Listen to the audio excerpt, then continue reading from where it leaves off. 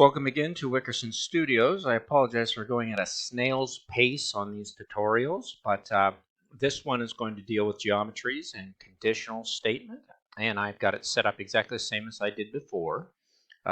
You'll come in, you'll see a Rhino rendering of a single iteration of what I've made, and these are just kind of a winged mirrored form. A lot is done in Grasshopper afterwards, but it's pretty basic transformations.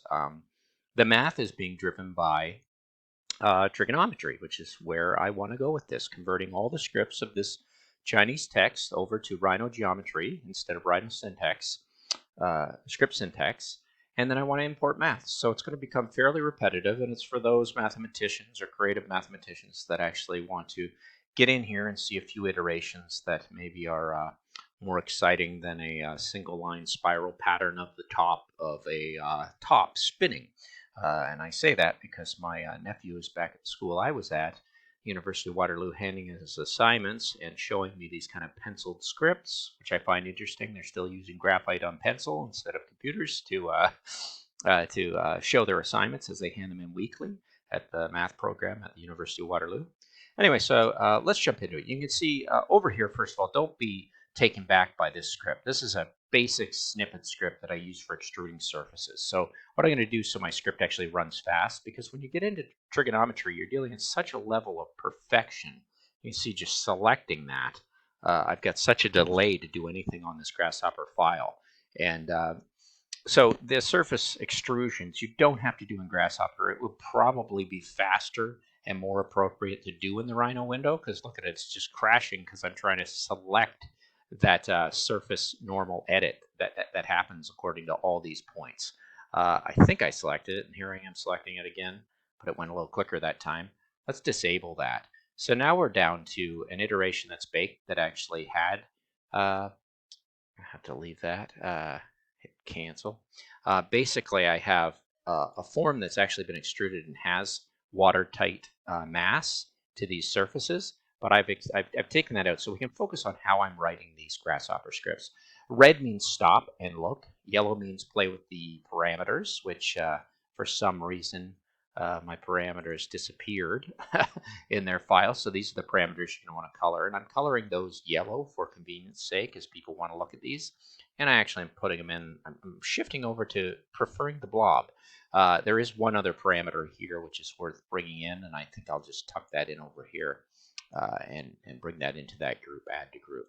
So you've got your 4 parameters to play with. There is a fault here, but it's only because you're dealing with a single point, and I could eradicate it and take it out by trying to clean tree or play with list items and things like that. I'm not going to, because I'm actually dealing in data trees, so it's simpler to just let it run on the 2 points or more and make an interpolated curve and just be cool with the fact that one of those tree items cannot be interpolated because it lacks 2 points or more.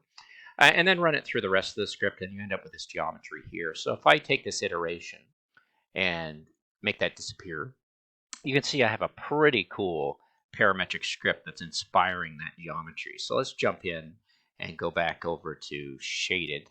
And once again, it's still taking a little bit of time. That's very interesting that that's just being stubborn, let's say. Let's take it and take a look at our geometry we're creating, whether I select it or not. It'll be orange if I don't. I like this little dragonfly wing pattern. How is it being created? Let's go backwards from what it is, because we're dealing with a surface which I could take to an extrusion through this basic script, surface normal edit, which slows it down. But it's basically mirrored from this side is actually mirrored from this side has been mirrored from this side.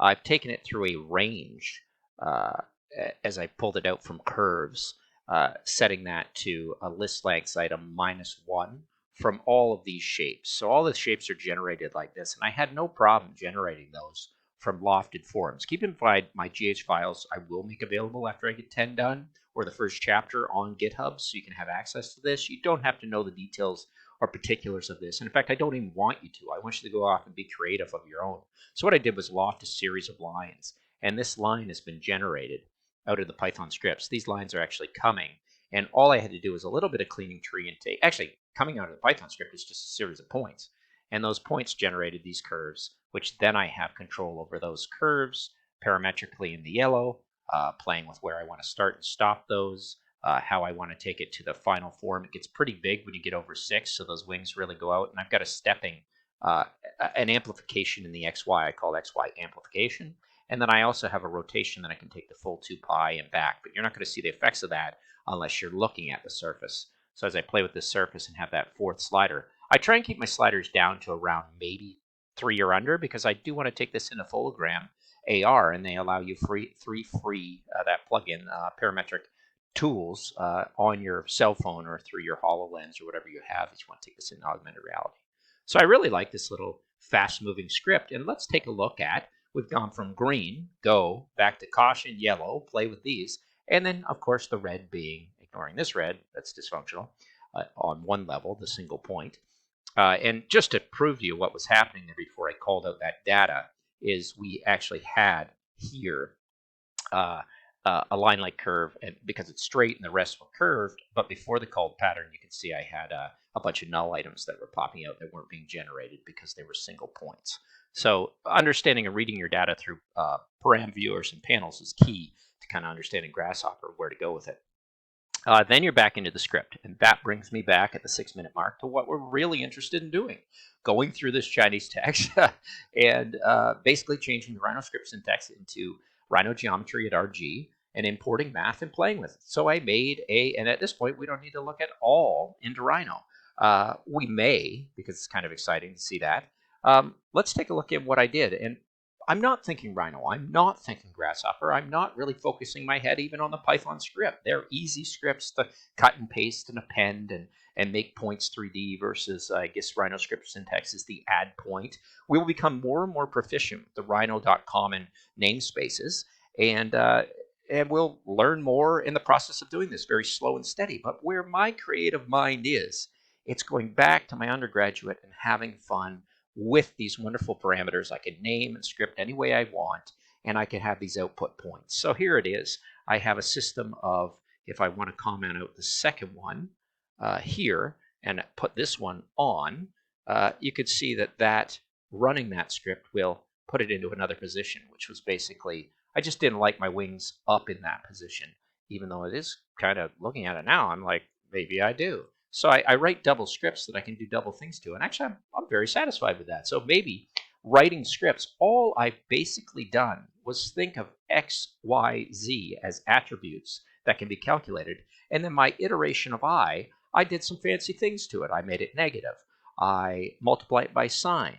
I multiply it by an exponent, and again multiplied by an attribute Z because of the iteration I that will climb from I up to attribute Y, because I made it parametric in a sense of feeding more than one data, not just feeding into the steps, but feeding into the actual Python script itself.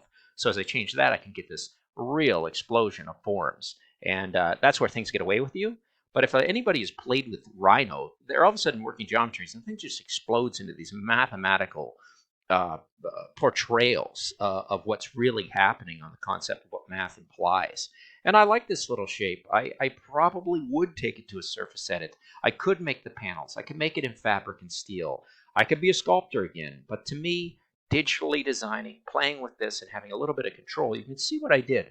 I have a 3-point system that is, this is the first point, this is the second point, and this is the third point. And all I did in this second script was swap the position of those 3.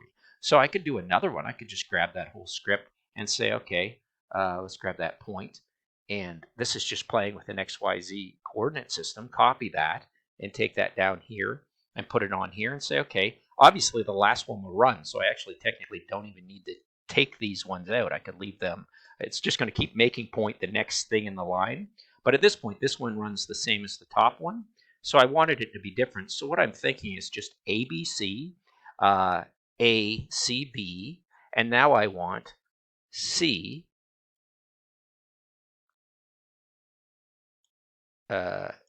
Let's try this. C first, because how many permutations is there? 3. Well, it's 3 factorial, so 3 times 2 times 1 would be 6 different permutations that I can play with here to get different orientations on the XYZ world plane. That's actually it. So now I have C, B, A, which I didn't have. So I'm just taking the first 3, and just keep in mind that you got to get this right. Copy that one. And if you're not watching your parentheses, which is really the nightmare of debugging, Let's run that script and see if I made a mistake. I did not. I just killed it and flattened that like crazy, but made a totally other different kind of pattern. And so obviously I'm looking at it, I'm like, well, that's a pretty cool top view. The only thing that top view is not appreciating as I slide through and do these wonderful things and have this pattern, what a wonderful way to make a logo. Of course, it reminds me a little bit of cannabis right now, so have fun with that. And this is still not a two-dimensional design. It's moving very fast, and you're in the 3 dimensions. So you actually can grab that, and you can see it's kind of flowering down as a petal, probably because of my negative. So what I would do is, what did I accidentally not pick up? Let's just take that Z and make that positive and run it again. And there you go. You've jumped it into the Z direction. So not just playing in Rhino, the slowness of Rhino, the speediness of Grasshopper, I kind of think of it as velocity, acceleration, and then what is it called? Jolt? I don't know. It's the third derivative is Python, but then you go to the fourth derivative with actually getting in your own mind to the maths. I hope you find this interesting. I hope you find it creative. The potential of these scripts are incredible, and I'm not doing anything at this point that to me seems complex in any way. It's like learning the alphabet one letter at a time.